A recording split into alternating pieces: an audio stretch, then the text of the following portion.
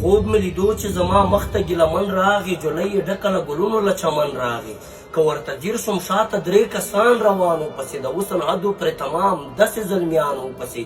ورته مې ویل چې نه ته خو ګیلمن نه یې، هغه په 3 رنګه بیرغ باندې مین نه یې، د لر و بر ملت افغان په غم غمجن نه یې. له خندا شین شو ویلي هو زه ګیلمن وزیر یم، بلکل بېشکه په افغان ملت مین وزیر یم، د خپل ملي رهبر لیدو ته ارزومن وزیر یم. ورته مې ویل ته خو شهید وې، بیا دا څنګه راغلی؟ جولۍ د ډکه له ګلونو نه لونګه راغلی، دا 3 کسان څوک دي له کومه نه ملنګه راغلی؟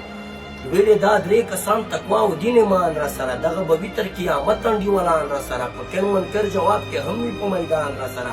راته یې ویل چې یوه کیسه مې و جانان ته یوسه، دغه کیسه مې و ښاغلي منظور جان ته یوسه. ورته کیسه په زوار زیر تېره کړه، صفا ووایه چې هېر دې نه شي، ورته ښه رښتیا رښتیا ووایه. ورته مې ویل چې هاو کیسه کوه قربان دې شمه، راته کیسه کړه چې د سوي زړه ګویان دې شمه، قربان دې شمه چې د سوي زړه ارمان دې شمه. ویلې کیسه دا د ټول لر بر پښتانه پاتې دي، ویښېږي نه دا د غفلت په خوب ویده پاتې دي. نیواکه نه کړم په چا سمې که د غر پاتې دي، د یووالۍ د ډګر لرې په څېره پاتې دي. هو دا کار کیږي چې د هر یو کور ور وټکوي، د هر وګړي پښتون ورور ور وټکوي، ښه په مېړانه او په جوش او شور ور وټکوي. په دې کیسه به د ټول لر بر پښتانه یو کېږي، دا مې یقین دی که د سمې که دا غره یو کېږي. دا درته وایم که واړه دي که زاړه یو کېږي.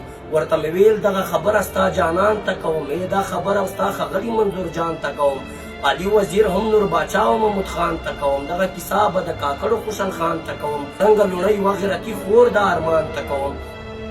راته یې ویل چې بس ته ټیک ده او زه ځم درنه خفا نه شې، آباد وزیره چې د چا په خوله دوکان نه شې، د خپلې اصلي مبارزې نه چې په شا نه شې، سوا له دې تنظیم د بل تنظیم ایسا نه شي، سوا له دې تنظیم د بل تنظیم ایسا نه شي.